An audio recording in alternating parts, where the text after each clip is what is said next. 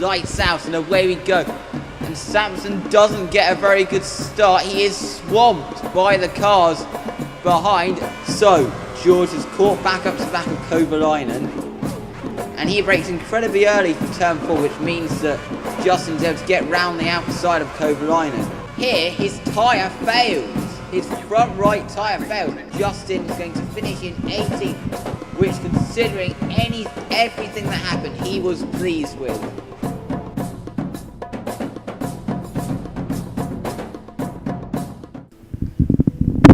Okay, so you've joined Justin in the paddock on his way to the back of the garage for Melbourne. Here it's qualifying.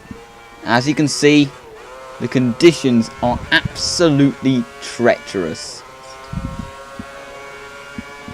So now coming to the end of the lap, as you can see, he is absolutely struggling for grip.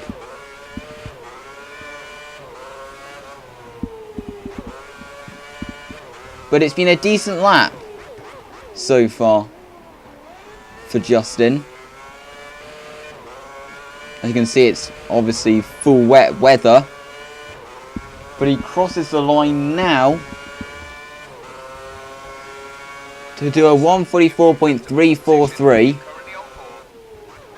which is decent. So now he's started another lap. But later in the lap, as you can see, he goes too much to the inside at the chicane, and it gives him a corner cutting. The lap's gone. It's invalidated. So now on to his third lap, heading into turn 3, and he accelerates too hard and aquaplanes off. And obviously that's the lap gone.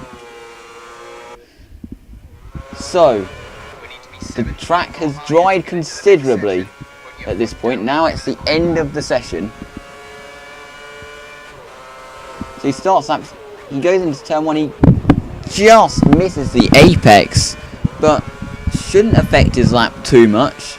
As you can see, he was aiming to go out for 2 laps, but he didn't get out in time to be able to do a second lap, so he's only going to be able to do this 1 lap.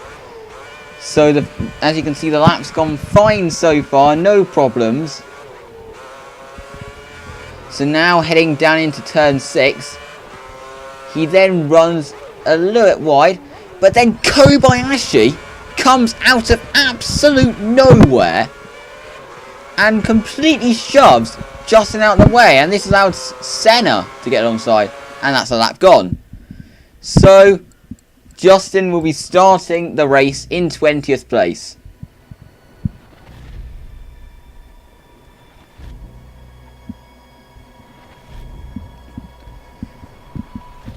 As you can see, it's much more ideal conditions for the race. It's a little bit overcast though, but get prepared everyone, as we have the lights in Melbourne. It's lights out and away we go, and Justin gets a decent stop again. Just like in Bahrain, he is absolutely mugged in a straight line. But a couple of cars ahead also seem to be struggling for straight line speed, so he's able to make up a little bit of ground there. So out of turn 1, Justin is still in 20th place. So now heading down to turn 3, where a lot can happen. There can be incidents and anything can happen here. You can see there's action ahead between the HRT and the Williams. Now going into turn 4, no major dramas so far, but there's a corner cutting warning for Justin as he heads into turn 5, and then Hulkenberg brakes very early, and then Justin hits the back of him and gets a warning for causing a collision. So now here we're on lap 2, and Justin is right behind Hulkenberg, and Hulkenberg makes a mistake going into turn 5, which has allowed Justin through. So Justin has taken P19. And the interesting thing is, most of the drivers will be going for a 2-stop in this race, but Justin was thinking, why don't I take a risk? Obviously he started on the primes, I forgot to mention that earlier. Why don't I take a risk and do a 1-stop? As you can see now, he is stuck behind a train of 3 cars, Senna, Sutil and Chandok. So now going into the chicane, as you can see, Justin is struggling to catch up with this train and make any moves. But here, he's able to make a move stick going into the penultimate corner. He taps Senna. As you can see there, Chandok then heads into the pits, which obviously confirms he's doing a two-stop. So now, here you can see Justin is stuck behind Senna. Senna makes a mistake and Justin's able to get alongside and is able to make the move stick, but he runs a little bit wide going into turn 6, but he's able to make that move stick. So, as you can see now, he heads into chicane. All's well at the moment, but he misses the apex slightly, and this has given Senna more momentum, and he's able to get through. So, obviously now, Justin's got to make that move stick, and he taps the back of Bruno going into chicane, but he's still able to make the move stick, so he's now up into P14. So now, as you can see, Justin is up to 9th, but the reason for that is he hasn't pitted yet for his one and only stop. So he comes into the pits now. He gets onto the limiter. Let's see how the stop goes for Justin Sampson. He hits his box. The tyres are changed. A new set of options are put on. It's not the best stop. It's a 6.0 pit stop. He then exits the pit lane behind his teammate Lucas Di Grassi. And obviously, as Justin is on new tyres, so he'll be the faster out of the two.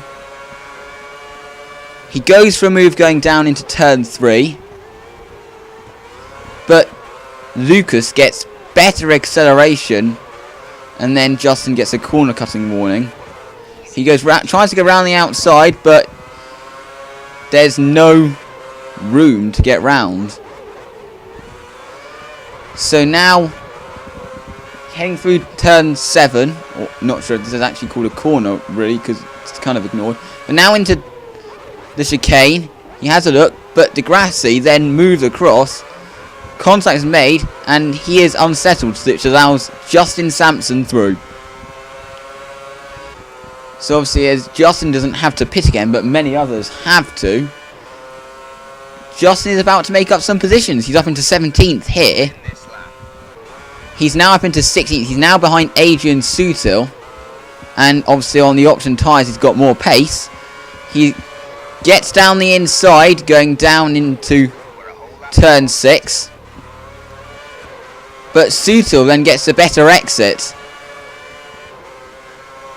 which obviously in the Force Indy has a lot more straight line speed. So Justin's obviously got his work cut out here to be able to make this move stick.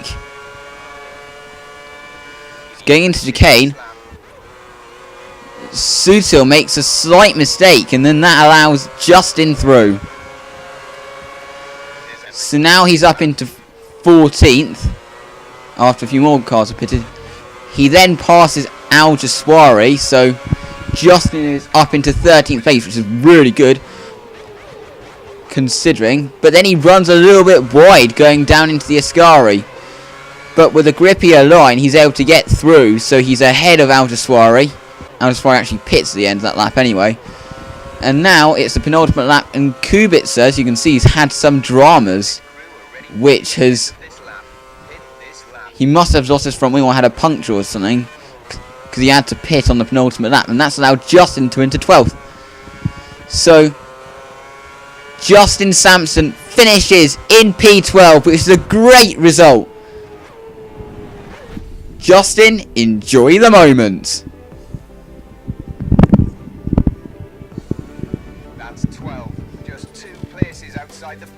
So it's a 12th place finish, and I got mistaken. It wasn't Kubica who had the issue. It was probably someone else who had a front wing loss or a puncture.